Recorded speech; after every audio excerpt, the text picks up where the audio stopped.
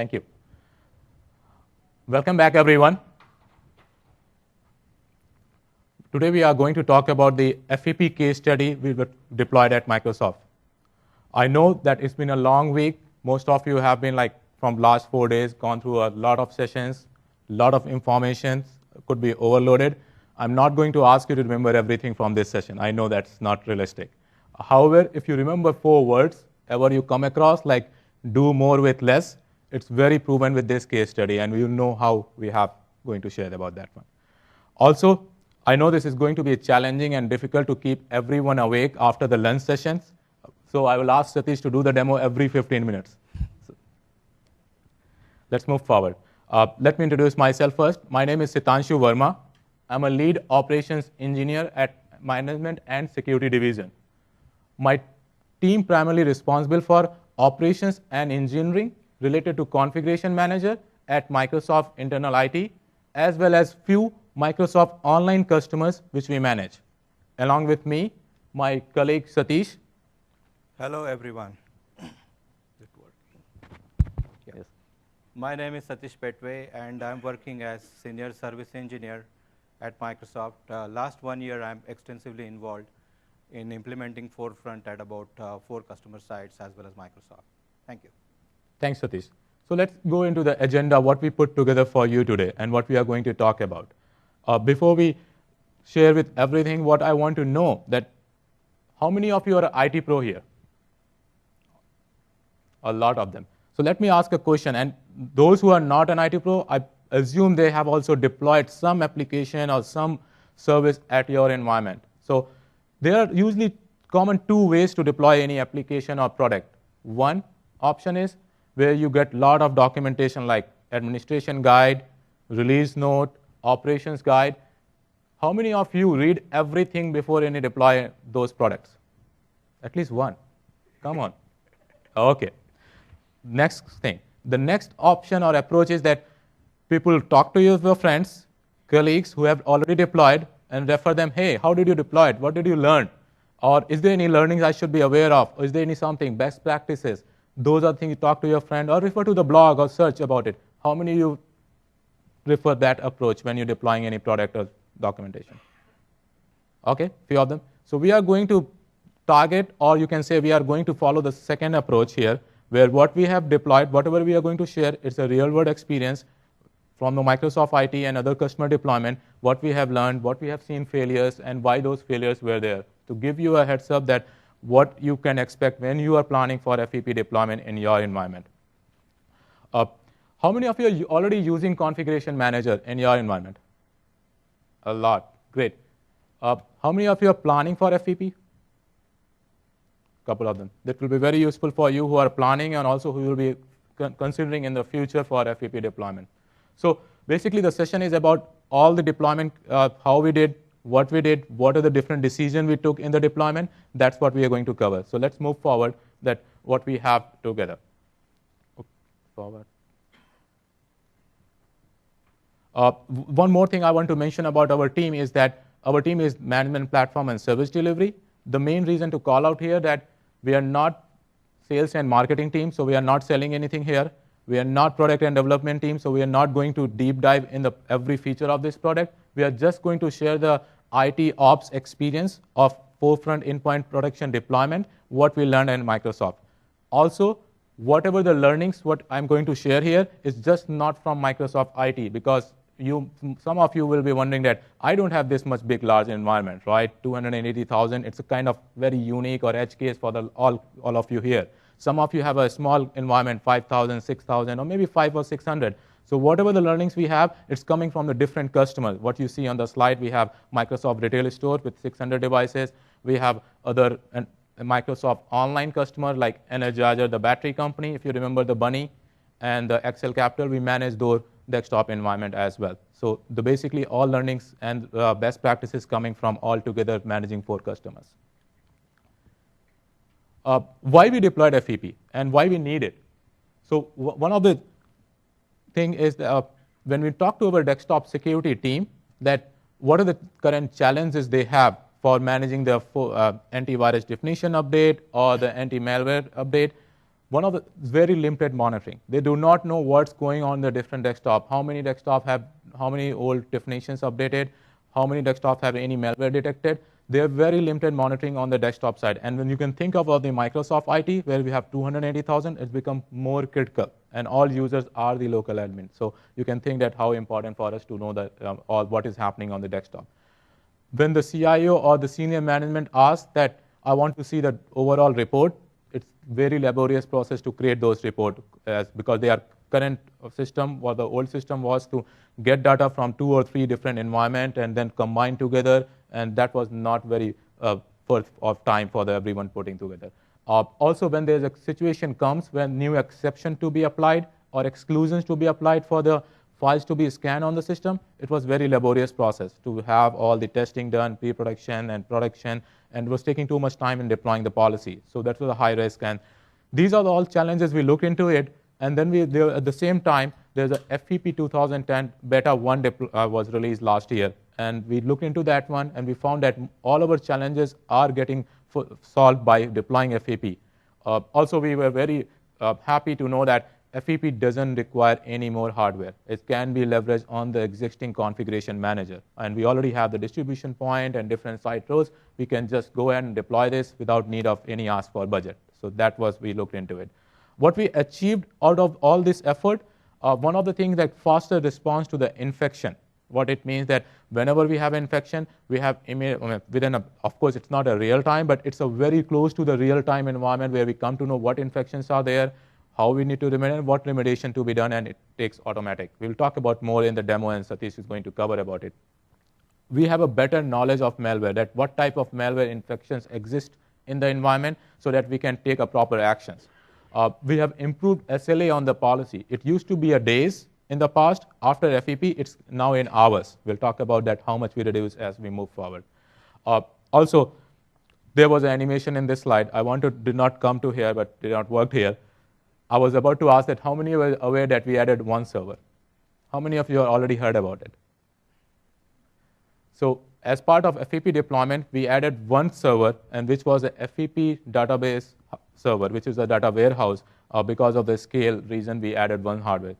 Ideally, it's not required if you have a small environment, but for a larger requirement and the capacity and the performance, you might need it, and that's one of the things I wanted to highlight, that we added one server, and that was a FEP data warehouse. And last thing is that there was a network impact, but it's very minimal impact. Means when we looked into all the traffic, everything, it was very minimal. So with this, I will move forward that what are the different life cycle? Where do we start with? Where do we end? What are the different phases you will go through it on when you are planning for the FEP deployment? As normal in any phase, we have phase 1, which is about the implementation and planning, where we plan about the like what are the different decisions you have to make, how big your environment is, and there are different management model each of you will be following, central versus decentralized, and you have to take decision according to that. Phase 2 is about deploying the server and client components so that you are ready for the FEP. Phase 3 is about ongoing policy management, which means when you want to change some policy, need to add some exclusions, those are the things in the phase 3, which is ongoing. And the phase 4 is my best phase, because this is the last phase, and this is the reporting. I love the numbers, and it tells about all the graphs and dashboard and reports. So that's something we are going to show the demo as well. Let me ask a question. There was a FEP session 317 on Monday. Did anyone got chance to attend that one? Which was having more deep dive on the product, which was from the product group. Okay, 1 or 2. So since there are a lot of folks who are not attended that session, I'll just do a level set to understand what is FEP, how does it integrate with the configuration manager, because there are a lot of folks who are already using configuration manager, and it will help. So these are some standard roles in configuration manager. So if you see that there are management point, distribution point, site server, reporting point, this is not to illustrate that what it looked like in our environment, but to help you that what are the different roles and where is the touch point from the FEP and how does it integrate. So the first thing when you install FEP first time, what it happens, it goes and install the FEP service or server extensions on the configuration manager site server, which will be your primary site. It just adds more objects in your configuration manager. The second thing it happens, it creates two databases. One is FEP database, and the second it is FEP data warehouse, where it keeps the trending history of the all definition update and reporting purpose it is used for. The third thing it happens about the FEP reporting, which can be installed on the same SQL reporting services point where you have already installed the configuration manager reporting point. And the fourth thing is about FEP console extension. What does it mean? That there are a lot of configuration manager admins who have installed the config manager console on their desktop. They need to see the new object, so they have to install the FEP console extension so that they can manage all FEP objects as well. And the last thing, you have to deploy FEP clients as well, so that you can get all the data back to configuration manager. So these are the basic components which are new and will get added in configuration manager as part of FEP deployment. Since we have already seen that, I was saying in the starting that we will have a demo. So we have a demo with less than 15 minutes to just show you what it looks like in a console. And Satish, can you do the demo for us? Sure, thank you. As an administrator, I will be really interested in knowing FEP is integrated in the product, but what is it for me? Like, what is going to be, how is it going to make my life easy? So let's drive through the console. So when you run the extension on the server side, what it does is it creates the FEP node within the console. This is a typical config manager console, and the FEP node is created within the console. Under FEP node, if you click on the FEP node right side, you will find the entire dashboard is displayed, which gives me the status of my entire environment at any point of time. I also want to see what are the other objects created within this environment. So if I start traveling from top, from the collections, we'll find a set of collections created. There are 5 sets of collections created, which I can straight away use right from first day. I don't have to think about how to create collection or what collections I should create. You will also find 3 sets of packages created here. So these packages are readily available for me to deploy the policy or deploy the product itself. And there are some packages which you can have for the day-to-day operations for remediation purposes. Further down you go, you will find there are the DCM baselines created here.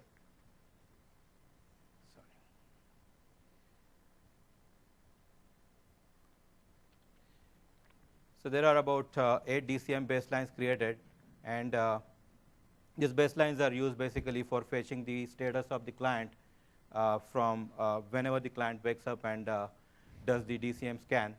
The status of the client is sent back to config manager database.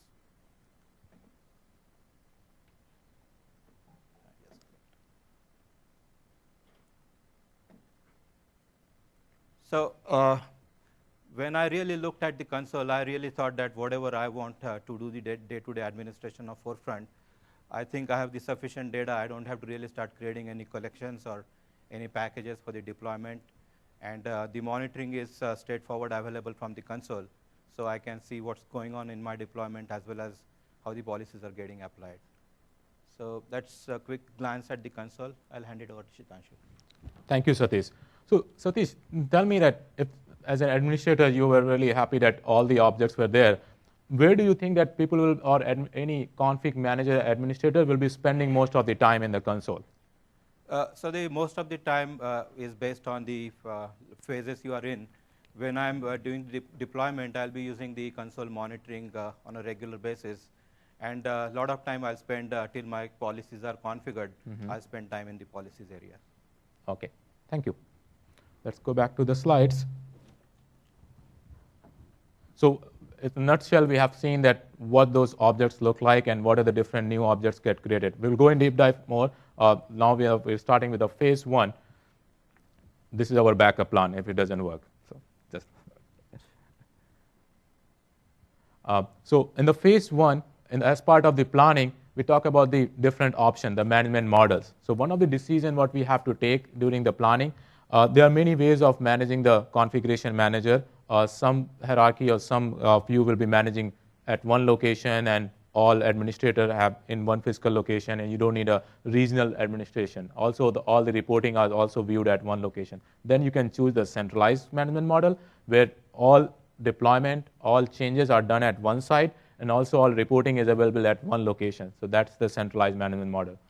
The second model is that where you have a global sites and headquarters and regional headquarters are having the regional administrations. For example, some Asia administrator take their responsibility of managing all the FEP or configuration management at Asia level. Europe will take Europe. So it will be a distributed management. At the same time, reporting will be also distributed. So what disadvantage of this option is that if your CIO wants a overall Uber report, then he has to look into the 4 or 5 reports because based on the different regions. However, if you don't want to that, you still want a decentralized management with having an administrator at the local regional sites level, but you want one single report, you can go with the third option, which is decentralized with central reporting. In that option, you can have a regional administration done for the objects and all the different policy changes, all the deployment, but at this reporting will be available at central location rather than having at regional sites level. Now, which option we chose when we are deploying? We chose for all customers, since our administration team, our desktop security team, all are in Microsoft headquarters, which is in Redmond. So we chose the centralized because we did not have a requirement for going to the regional level. By any means, I do not want to recommend that you should go for centralized. Based on your management model, how do you manage today? You can choose any one of them. That's one of the decisions, and you have to think as part of planning. The second thing is a deployment option. This is being asked when you install the FEP first time. It's one of the question or wizard options comes when you're installing, that which one you choose. The first one is for some of you having very small environment, you have already installed the configuration manager, all role like DP, management point, or reporting point on one server. Because of scale, you don't want on different servers for each role. You can choose the basic option. What it does, it installs all the FEP components which I talked earlier, like database and reporting point, everything on the same server. And I've said that ballpark like less than 5,000 clients, it's good to go with that option. However, if you have a large enterprise and you want to go with choose the reporting point because onto another server or FEP database on the server, different server, you can choose with basic with remote reporting database. So what it does, it installs all the FEP related components on same server, which will be a central site or primary site, but install the reporting point on the different server. Why do you need that option? In some cases, for us, example that it is like too much SQL load on the same server. And also the reason is that if the SQL compatibility is not there, that could be another reason that you want to go ahead. The advances, you can choose more granular option that which role which should go on which server. So that is the more, as I mentioned earlier, we chose the basic. The reason is for the large scale. We have 280,000 desktops at Microsoft. And also it has a lot of transaction going on the SQL server. We did not want it to have more load on the SQL server. So another reason was that our desktop security team do not want to have access on this database or on this server to all of the folks. They just want to limit it to few folks only, which are from the security team. That also we chosen it. So that was the reason we chosen the basic with remote reporting database. This is to give you what it looks like at Microsoft IT. This is our architecture at Microsoft. You can see we have 20,000 desktops when we deployed FEP.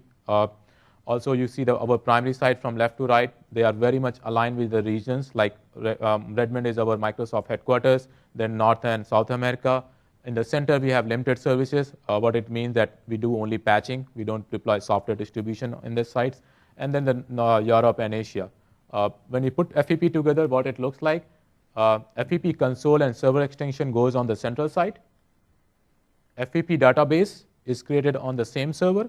You don't have any choice for moving this database. It automatically goes. It's a very small database just for XML and configuration details. However, this is the large database which is having the trending history. We have a separate server, and this is the only server which we added as part of FEP deployment, new hardware, which is FEP SQL Data Warehouse. And the last thing is that we talked about the two models. That one is the management model is centralized in this architecture, and the basic with remote database. With this, I would like to invite Satish to talk about the policy deployment. The reason we talk about the policy in the phase 2 itself, because when you deploy first time FEP clients, since FEP is a security product, You do not want to exclude anything or accidentally or something where the client's people get impacted or users' productivity is impacted. So you really want to define your policy, because when you start deploying the client, they will automatically get some policy. So you want to have some policy decided in advance of the client deployment. So Satish is going to cover the policy deployment as well as the demo. Thank you. What we did before we came out with the policy or final policy for Microsoft, we were doing testing during the beta stages, and we worked very closely with corporate security. The settings mostly came from them. Obviously, they had much bigger say than us to define the corporate security. So the way we did was we had a test environment. We created the policies, tested in the test environment, made sure everything is working, and once the policy was created, we used the export-import functionality to import that policy in the production environment. So I'll quickly go through how to create the policy and where the policy is located. So as you navigate in the config manager console, we already saw that there is a node created. Under that node, you will find the policies tab. And if you right-click on the policy and say new policy, you will be able to create a new policy at this time. I'll just give a name as demo. You can have your description here.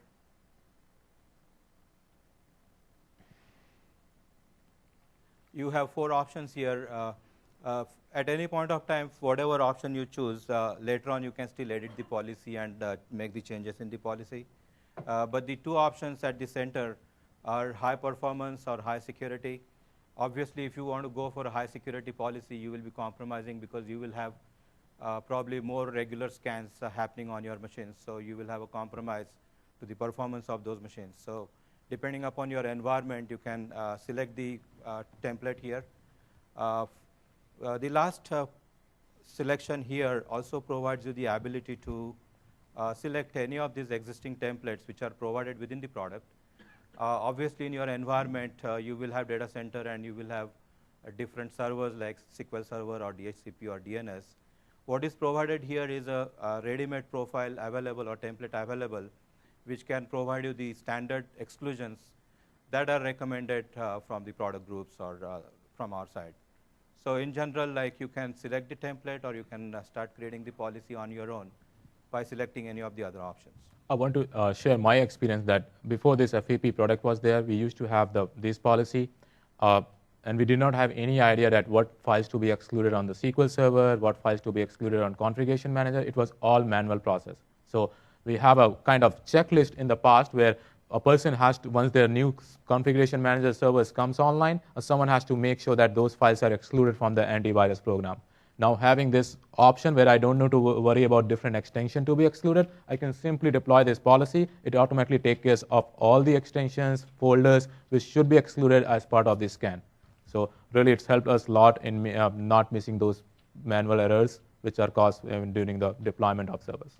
So let's create a policy with the standard desktop policy selection. This is for quick scan. In Microsoft, we have set up a quick scan, which happens once in a week. These are the standard exclusions possible. You can make changes in the exclusions at later stage anytime. This is the place where you can select your signature update sources or mechanism. In Microsoft, we have selected WSUS as our source for signature update, as first source for signature update. And we have also enabled Microsoft Update in case WSUS server is not available due to known outages, then machines will still be able to get the signatures from Microsoft Update. We have enabled the real-time protection in Microsoft, and we have allowed users to change the schedule scan time whenever they want, just to make sure that all our users are local admins. So, and they are like developers or testers, so they would probably want to have different timings if the scan has to be run at their advantageous time. So we have allowed users to really make changes, these couple of changes on their own. This is a quick summary, and my policy is created. So what I'm seeing here is when my policy is created in the background, the policy has created a program within the software distribution package that was created by the server-side extension. If you right-click on the policy, you will be able to see various options. You can assign the policy to a specific collection. You can copy this policy, and you can create another policy out of that. So you have majority of your settings are, all your settings are straightforward copied to the new policy, and you can start modifying the new policy. It is much easier to really create a new policy from that angle. You can also export and import the policy. That's what actually we do in Microsoft. We have our test environment set up, and the policy is tested there first, and then the XML file is exported, and the same file is imported in production environment before we start deploying the policy. And this was the feature where I mentioned that we reduce our SLA over the policy deployment significantly, because we don't have to make the policy again on the production environment, because we can export the XML and just import, and we are done. So let's go for assigning the policy here. It's asking me for the collection, and just for the sake of this test, I'll select all systems collection. Are you sure this is a demo machine? I don't want to lose my job. Absolutely. So yeah, I mean, we would not like to select a policy definitely going to all systems. We will definitely want to make sure in your org you might have multiple policies. Just want to make sure that right policy is targeted to right locations or right collections. So as this policy is already assigned, let's go and check up in our programs. So if I go into the policy package and look for the programs, I just have to refresh it.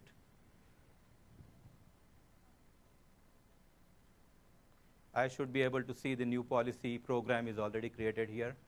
Since I have already assigned this policy to a all systems collection, if I further go down into my advertisements, I will also be able to see that there is already an advertisement created and sent to the all system collections. So this makes my life much easier. I mean, the things are happening in background. I don't have to create a separate policy, then separate package or separate advertisement. Everything is automatically done in background to make my life easy. So this is about the policy part. We'll have to go back to our session. So basically what you're saying that once you create the policy, it automatically creates the package. Correct. And also automatically deploy the advertisement. That's good. So now that we have created the policy, we already have seen what we have set up in our environment. Let's go further and quickly review what we have seen so far in our deployment or in our demo. So we saw how to where the policy is, how to create the policy, as well as we also saw what happens in the background when the policy is created. Just to recap, these were the settings we discussed that we have set up in Microsoft. Couple of other customers, we have different settings, and we will tell you as and when we start discussing about the software update, the definition update source. That's the time the difference will show up. Yeah, here.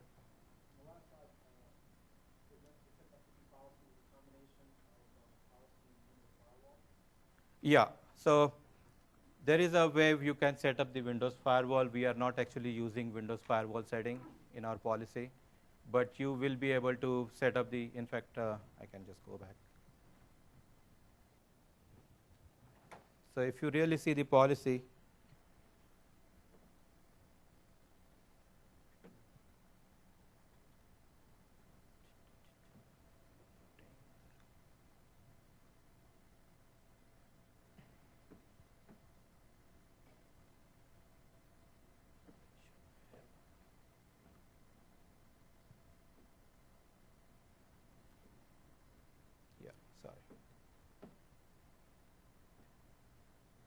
I have to go back and forth because of the screen. So if I go into the policy properties, the anti-malware settings are predefined, like schedule scans, default actions, real-time protection. Whatever we selected, plus some more options which you can change at later stage. The standard extensions are also part of the policy, and you can make changes in that. Windows Firewall by default is enabled, but we are not using that through the policy in Microsoft. This is a tab where the update, signature update or definition update resources are selected. In Microsoft, as I mentioned, we do the signature update from WSUS server by setting up the automatic approval rule on the WSUS server. And if WSUS server is down for whatever reason, then the signatures directly flow from the Microsoft update as such. So any other queries on the policy part? Like I can.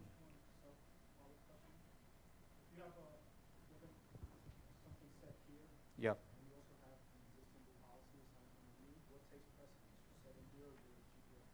So normally, if you are setting something from here, then we don't recommend to set up exactly same settings through GPO because GPO will have the precedence there. So we will always like people, whatever options are available within this policy, we will recommend to set them up through the policy wizard here. And whatever is not available, that you can go back and have your own GPOs for setting it up. And for the interest of time, I would really want to have a favor that just hold on your question till in the end. The reason that we might have answered the question in the coming slide, and also we need to finish on time. So we will answer all your questions. We love your questions. We'll just hold on your question till end of the session. Thanks. All right. So we already saw what is set up here. Let's go to the next slide. These are the settings we saw what is set up in Microsoft.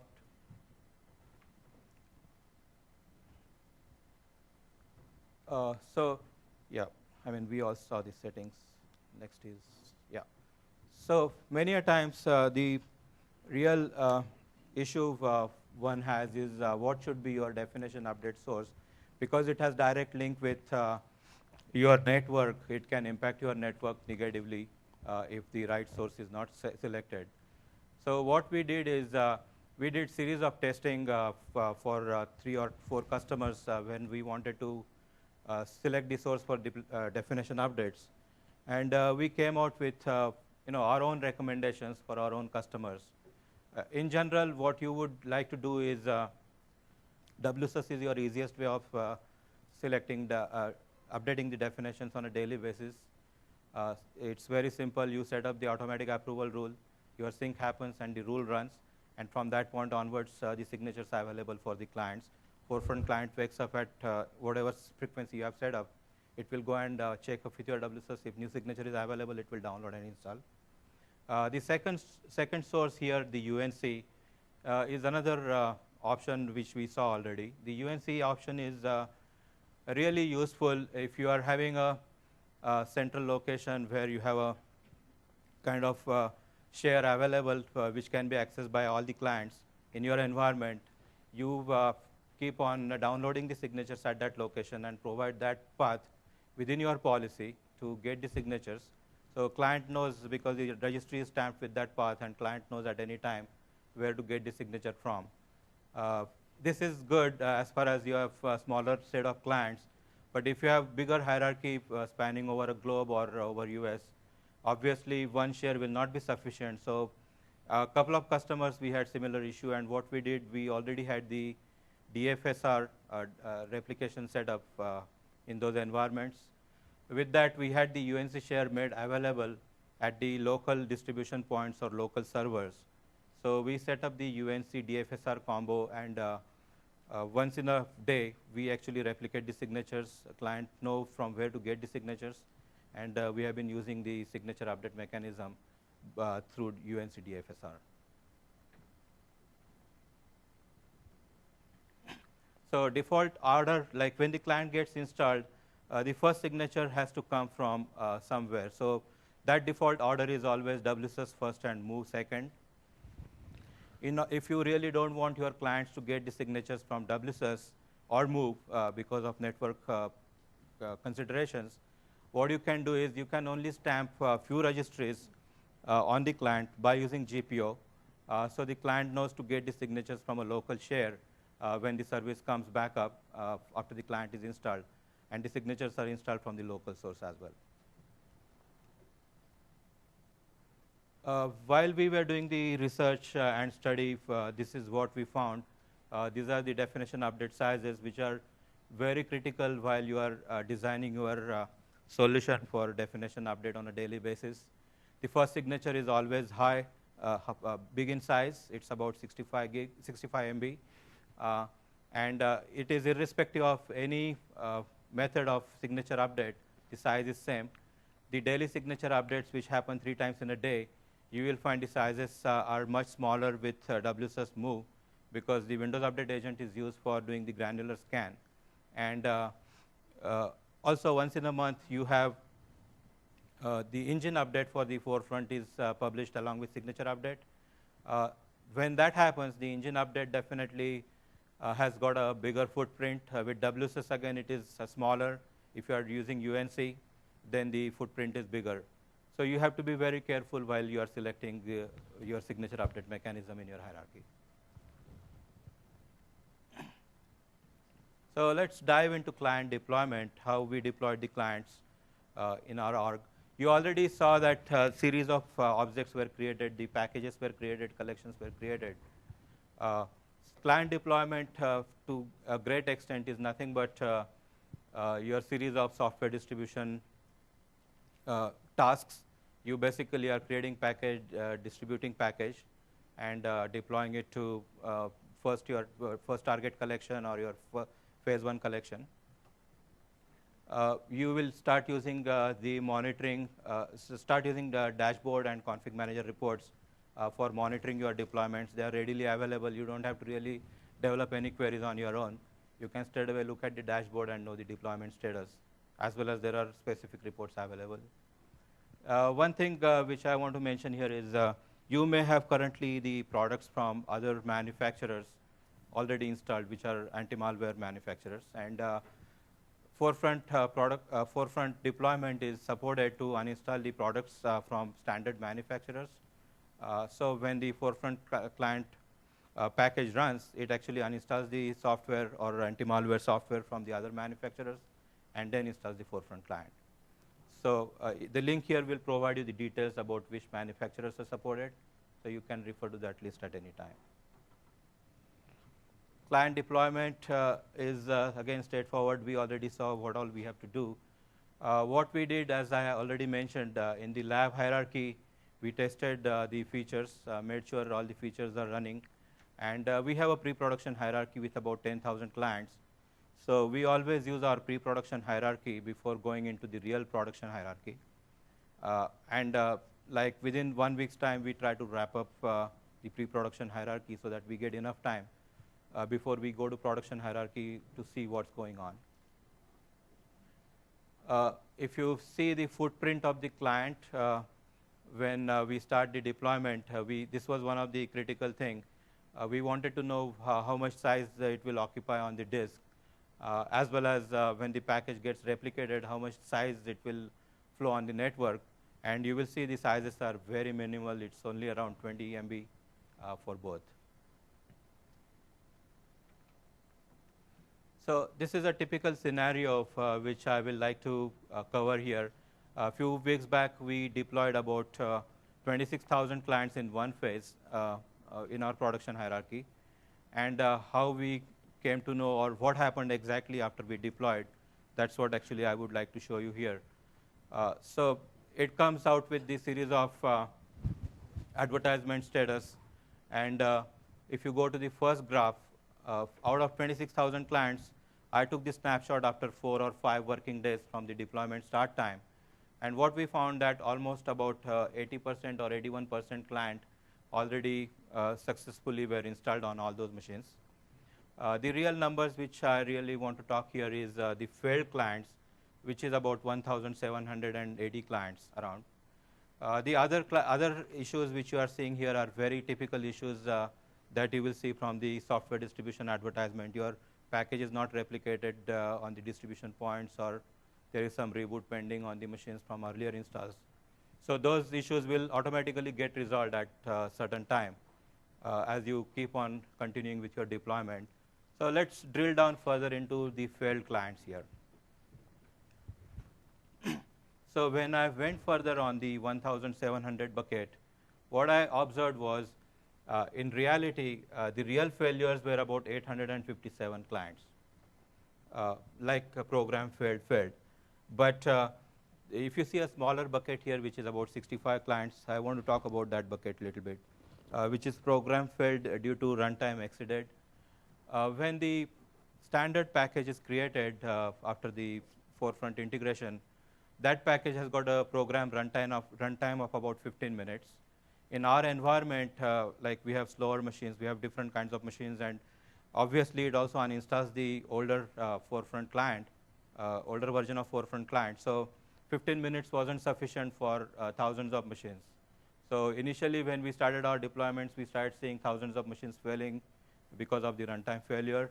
When we went and checked up, we increased the size from 15 minutes to 1 hour. And from that time onwards, this number went into just tens of machines rather than thousands of machines. So let's drill down further onto 657 machines here. Sorry, 857 machines. This is a chart actually which indicates different buckets out of that number. Obviously, there are different hex codes associated with each of these numbers. Just for simplicity, I have just got everything together and bucketized them in a simple language. So what you will find here are major failures were related with conflicting anti-malware product.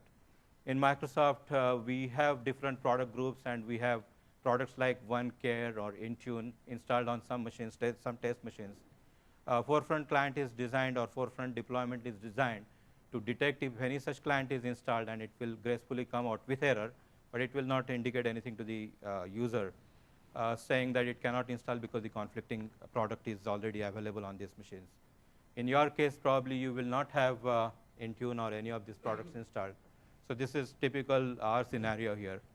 You will also find non-supported operating system. For example, we have Windows 8 beta products right now available on certain machines. Obviously, Forefront is right now not packaged to install on Windows 8.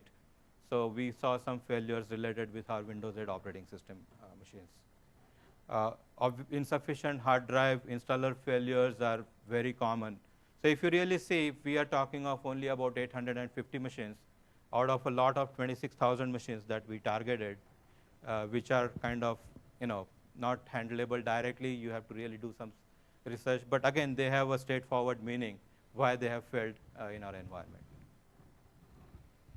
So going further, these are our deployment. We just discussed about deployment experiences, different errors that we saw. We are talking of anywhere between 1 to 3% of real failures, but most of them are related with your environment. The second thing we came across was at one of our customer site, there is a KB actually 981889. This KB actually gets installed after the Forefront client is installed, and this was required for NIS feature of the product. The feature wasn't available under Forefront client security, which is the earlier version of FEP. This gets installed, but the way it gets installed, the Forefront client installation process makes a call to Microsoft Update, and it downloads this KB. And at one of our customers, like Microsoft Retail, the machines on POSnet were not allowed to go to Microsoft Update, so we had to deploy that separately as a software distribution. You might come across similar situation if you have retail or those kind of controlled environments. The other thing which I want to mention here is this KB is already part of SP1 for Win7 or Windows Server 2008, so you may not have to really install this KB separately. One customer was really curious. They had a limited bandwidth on some of their remote offices. So what we had to do, because the default signature update comes from WSUS and move, they did not want the clients to travel over WAN links. So we stamped the policy, only those few registry keys at this customer machines. And because of that, when the client came back up, it already knew that it doesn't have to go for the default sequence, but it went with the sequence which was set up in the registry. And the machines were installing the signatures directly from the UNC share, which was available locally. So we'll quickly go through the dashboard and reporting.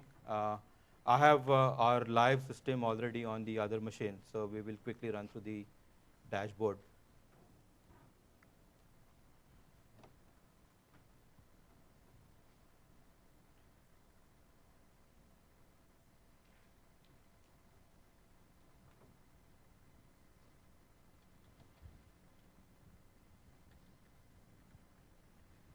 So this is our live system, which is actually a pre-production hierarchy, as we discussed. This hierarchy at any time has got about 7 to 10,000 clients. And if you see here in this hierarchy, when you click on the endpoint protection node, we are seeing the dashboard here. The pie chart is basically the deployment status, which comes from your advertisements. Only one thing which I want to mention here is out of date. The out of date is nothing but if you have the older version of the client, and if it is still not migrated, then that out of date status will show up here. You may not have that case in your environment. The security status, let's go to security status and quickly go through that. Basically, what you are seeing here is the status of the machines which are infected, or the malware is removed, but the restart is pending, or all those kind of statuses you can find here. If you go further down, you will find the definition status of the update. There are 4 definition statuses available.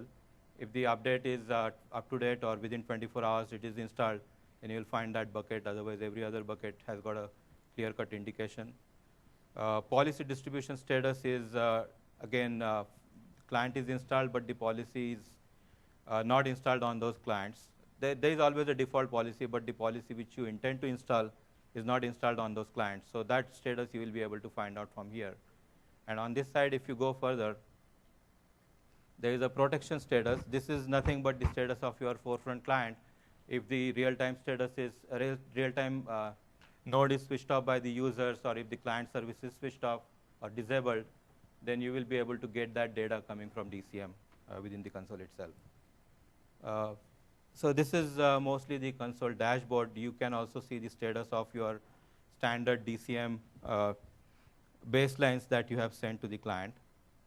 So let's go to the reports quickly.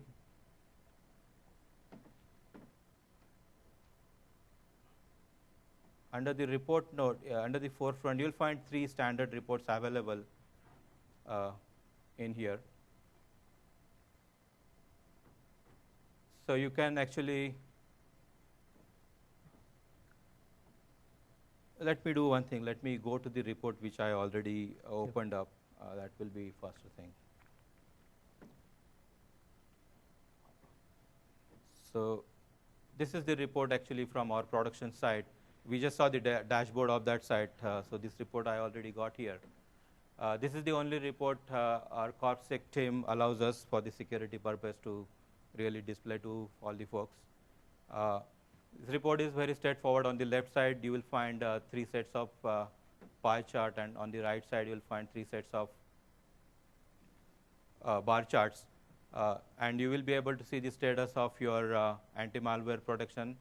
Whatever really you saw in the dashboard, similar reports are available directly out of box. And the right side, you will find the, since these reports are coming from your data warehouse, you will be able to get the history. Every day, what was the status for a specific thing, like definition updates or anti-malware status. At any point of time, you can view these reports directly. So with that, I actually will go back, and I think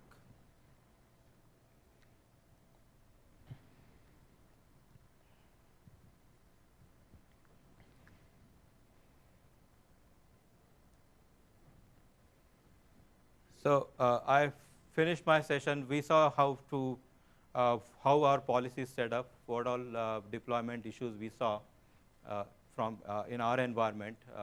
Obviously, it will be probably helpful to you. I'm hoping it will be helpful to you to really maybe same errors or similar errors you will be able to see in your environment. But the fact is that we did not see any big number of errors. The installations went very smooth overall, and the policy migration also happened very smoothly. Thank you. Thank you, Satish, very much. So The next thing, this is all about the phase 1, phase 2, phase 3, phase 4, which the phase 4 was a reporting and dashboard. The next thing I'm going to cover about, as a config manager admin or as a server admin, you are always curious to know that, hey, what's going on my server? I have deployed this new product or this new application. Is this something I need to be worried about in my increasing the memory or processor, or need to add more hard disk? Let's talk about those numbers, because we did the extensive analysis during those phases, and here are some of the results which I want to share with you. First thing I want to share about the security data flow. What happens when any desktops or any machine find to be infected, and what is the different touch point and what data travels from client to server? So let's assume the client is infected. So as soon as the client is detected as an infected, second thing happens is about security event get raised into the event viewer of that machine.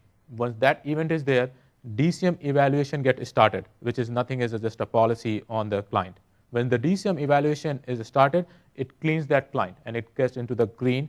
And as soon as it cleans the client, it will send the state message to the management point, and from management point, it go to the site server and to the database, which is configuration manager database, for telling the machine server that it was infected, I have cleaned it, whatever the state of the machines.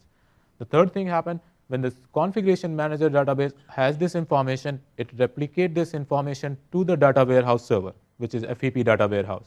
When this information is replicated to the FEP data warehouse, then your reports are updated, which Satish had just shown. So the report, so you can see the travel time of the information and how quickly this information gets into the reporting, what we have seen just now. So this is the event, and this is the data traffic you can expect in normal business when the clients are there with FEP.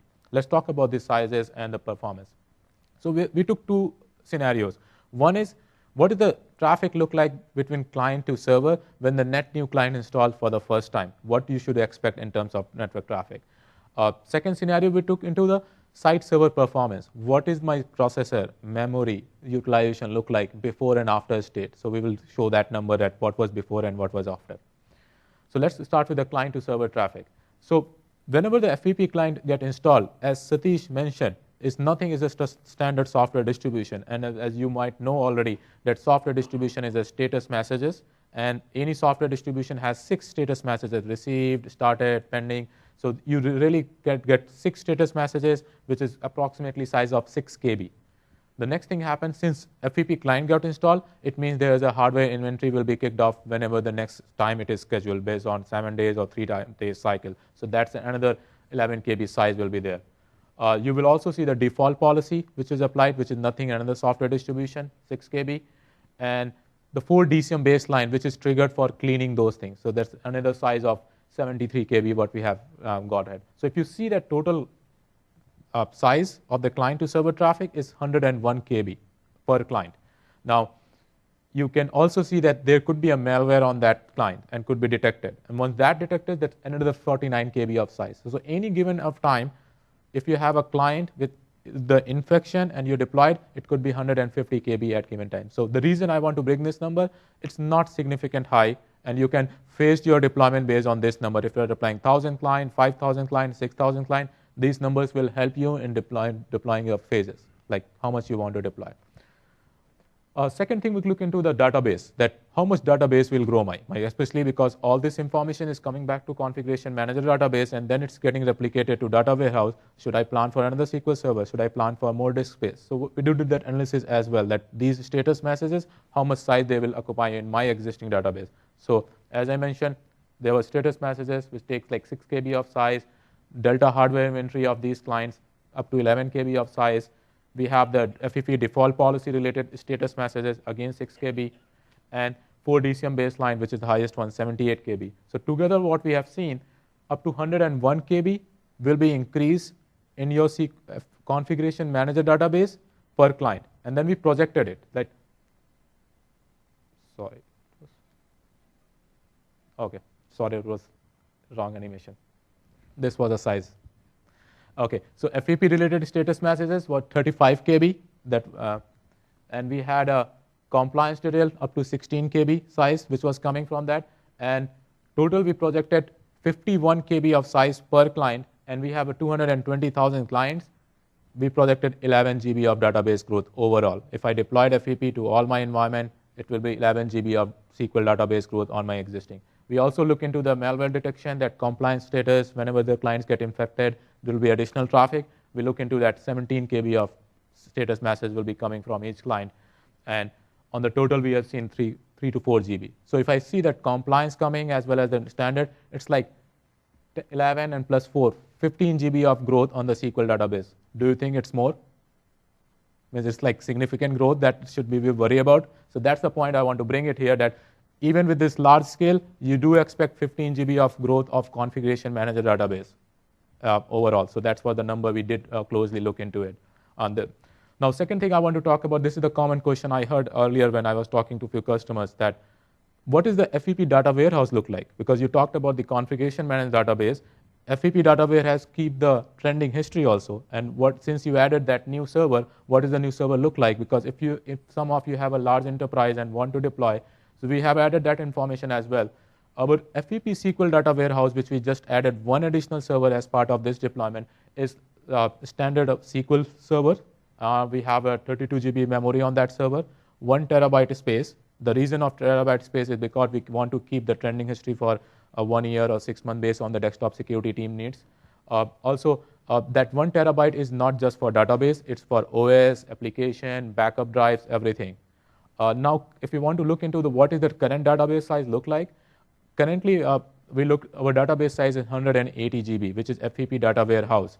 And we look into the number of clients reporting the data to that data warehouse is 222,000, and if you divide the size, it comes to 1 MB. So per client, it is 1 MB of space you will think of data warehouse. So if you're planning for data warehouse server, multiply your number of clients by 1 MB and you can think of how much big database you need for data warehouse.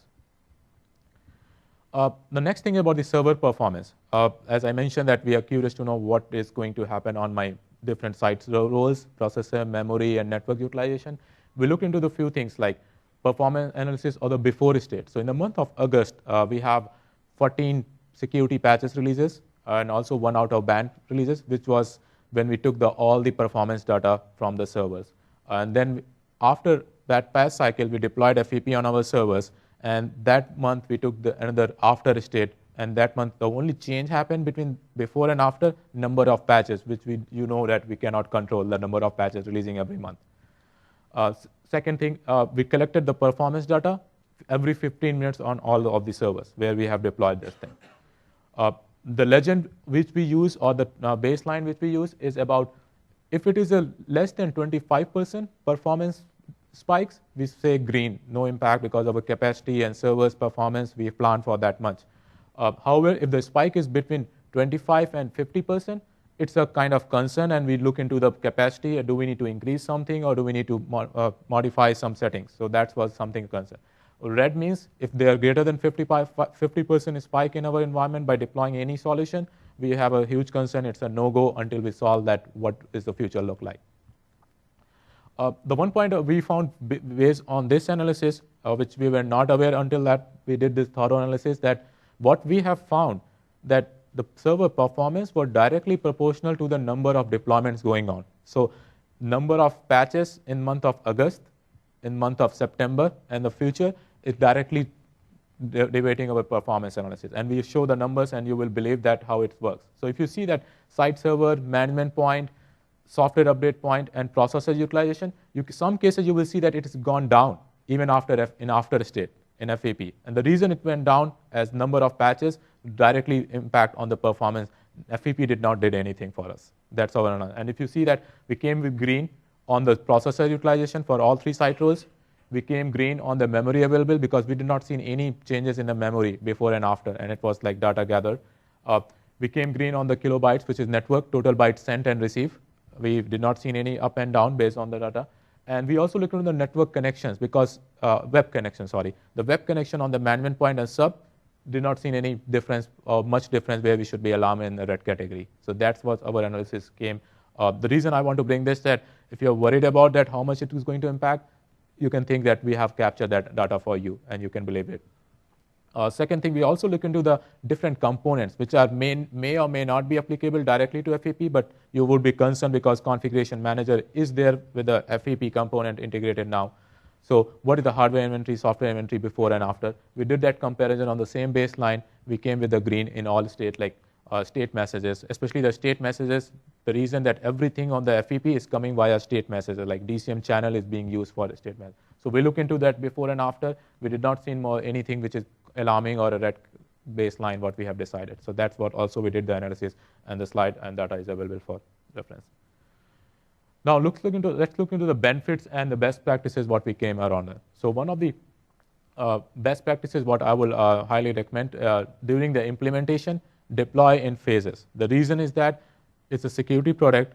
It can impact the user productivity and user experience if you have not tested well. So different phase approach like pre-production server, allow an opt-out option. We missed that step in our planning. And when we went to the deployment, there was a research group. There were some groups which do have conflict with this product, especially in their testing and research. So we came with a simple security group solution where we added their machines in a security group, excluded from the collection. But just think of that there could be some business users or group which might need to be excluded. So plan that opt-on option as well. One of the recommendation is that, as Satish mentioned, that redeploying the client really helped us in the fail scenario. So don't say that at the first stage you see that lot of failures, then redeploy on the failure, you will see that reduction on the failure machine. That on the security side, I have a highly recommend that there are multiple options on the definition update, what Satish was showing, that you can download from the WSS, you can download from the Microsoft update. Please, I will highly recommend to have at least 2 or 3 options. The reason is that since this is the only source where the client or machines will get the definition update, you do not want to have a single point of failure. If one is failed, you don't have the definitions and antivirus getting definition update. So make sure that you have multiple options selected for definition update. Best time for the determining the scan, which is, I think, based on your business need, what time you want to scan, 3 a.m. or Monday morning or weekend, that whatever it works for you. Monitoring and reporting. If you have a large enterprise like Microsoft, I will recommend to install the FEP SQL data warehouse on the different server. If it is a small, then you can install on the same server. So the recommendation is that if you have seen our database for FEP data warehouse, it's 180 GB. If you add that same database on the same SQL server, you can see that how much performance could be impacted if you are. So think of only if you have a large enterprise like 3,000 or 200,000 client. Otherwise, I will say that you can be on the same server. Some of the benefits what as we talked earlier also, now desktop security and desktop management is converged together. They do not use different consoles. They have same console with centralized administration, whether it's a patch management or security update, or whether it's a security antivirus or spyware changes. So that's everything is being managed with one single console. We have a faster response. When there's an infection, we know what type of malware is there, what is remediation need to be done. DCM triggers that and cleans it as I shown in the data flow. We have improved SLA, which used to be number of days, and now with any policy change from the desktop security is completed in 4 hours. That's our SLA. Policy change to all desktop within 4 hours. We have also added only one server, and so we did not add any budget, any ask from the management to add 100 servers or 50 servers because we have to manage 220,000 clients for antivirus definition update. So that's another benefits what we have with this solution. With this, I would like to just talk for a minute on the Configuration Manager 2012, especially what is going to change for forefront endpoint protection in 2012. There are a few things which I want to highlight. Now, you don't need to, in 2012, you don't need to install the FEP separately. It will be out of box when you install Configuration Manager. It's just like you have to enable the feature. Like today, DCM is there.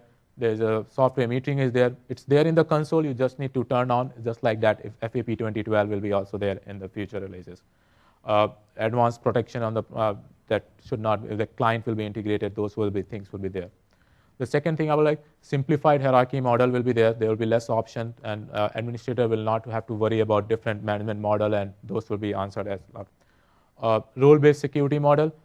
There's a new role because if there's a desktop, this is the biggest challenge we have, and we have really driven with the product group that, okay, if I give the all the FEP related access to my any desktop security, then that team is different from the desktop management who does the software distribution or patch management.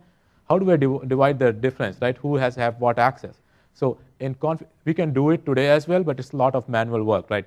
You give the access this side, you don't give access on the packages, you give only access to this package. It's a lot of manual work. To avoid that, there's a one role base will come which will be just for FEP purpose. So there will be new role in our back. Today, as Satish mentioned, that you have to go in WSS for automatic approval rule. You don't need to go to in WSS console. It can be done in Configuration Manager 2012. That is also integrated. You don't need to go automatic approval. Improved alert timings, you can define the alerts, and it come via console only. You can consume all the alerts. The third thing I want to talk about the evaluation options, that where do you can download. The beta is already available. There are links where you can download. If you have already tapped customer for Configuration Manager 2012, you can also install the FEP 2012, which is available in beta, so if you want to download. These are the summary, what we talked about, that deployment lifecycle. Remember the planning, deployment, and management and reporting.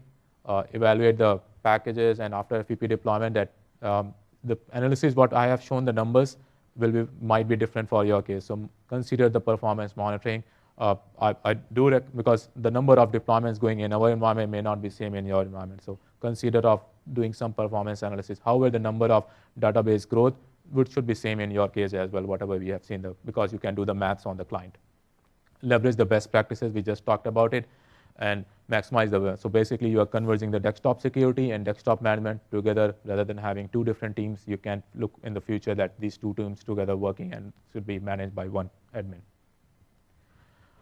There are a lot of more information. One of the thing is like download Forefront. One of the thing, my favorite one is like the fifth one in the first one, FEP data warehouse capacity planning. This is one of the blog where the Excel sheet is available, where you can fill your number and it will help you in capacity planning if you're doing FEP first time deployment. There are a lot of FEP related information and system center community blog and product group you can refer. And the last, our team blog is also there, where you can see the Microsoft IT blog, and also you can see follow us on the tweet.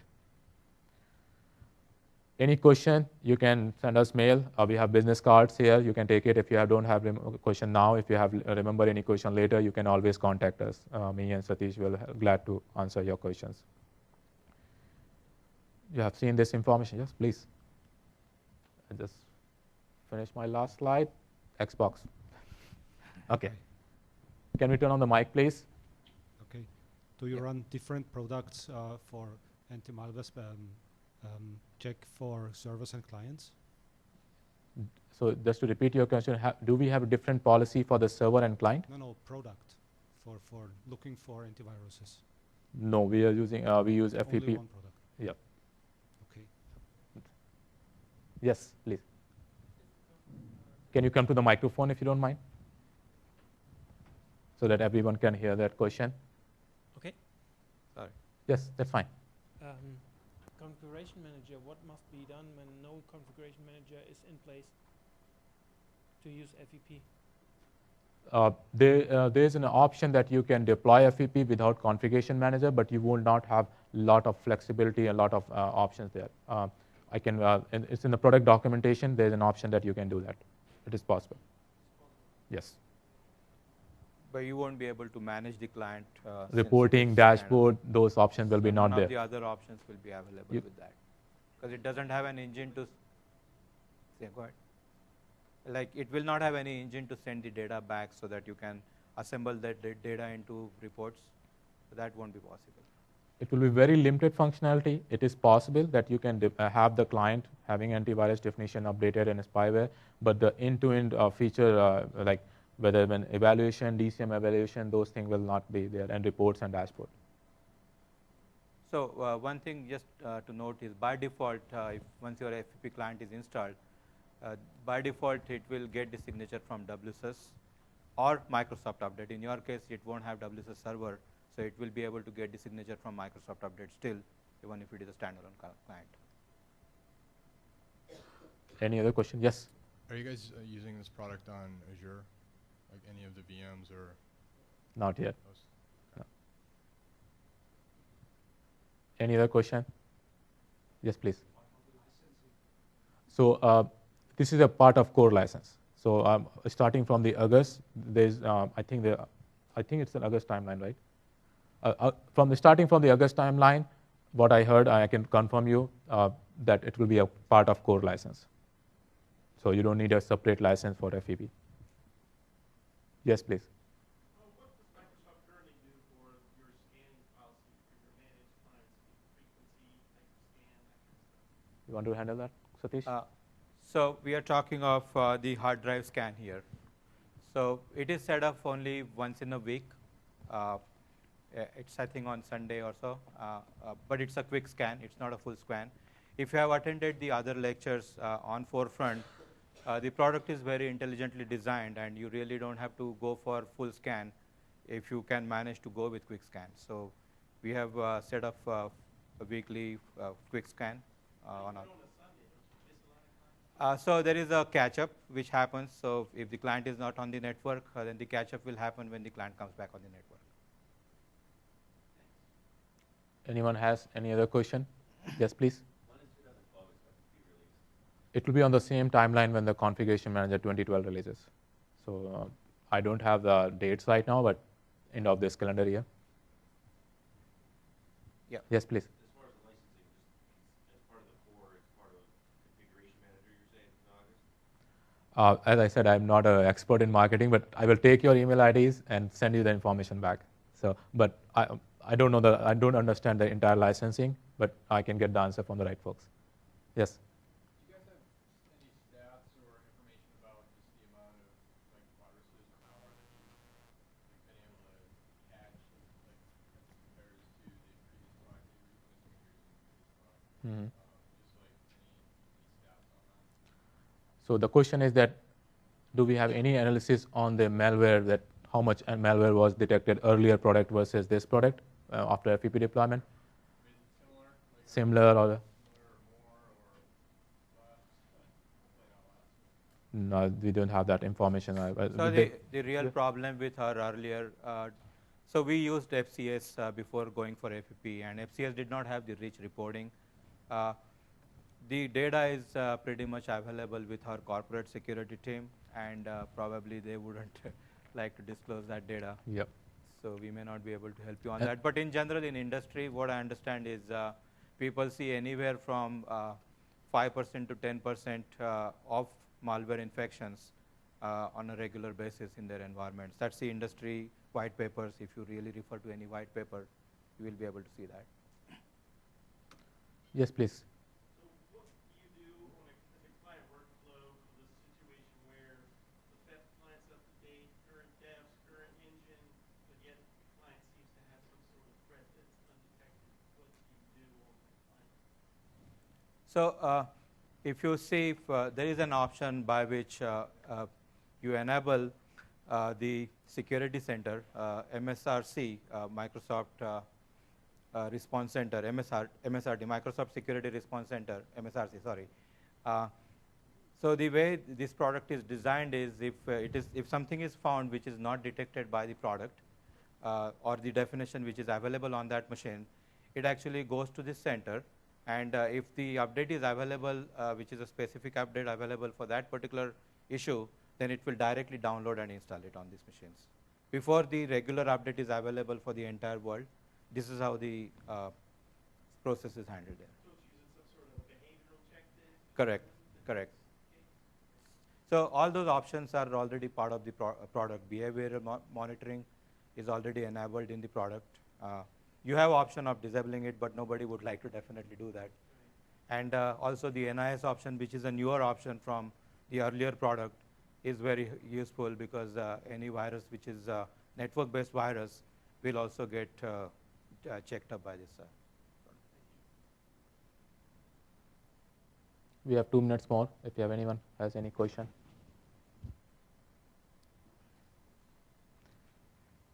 Okay. Thank you very much for joining us. Thanks, everyone.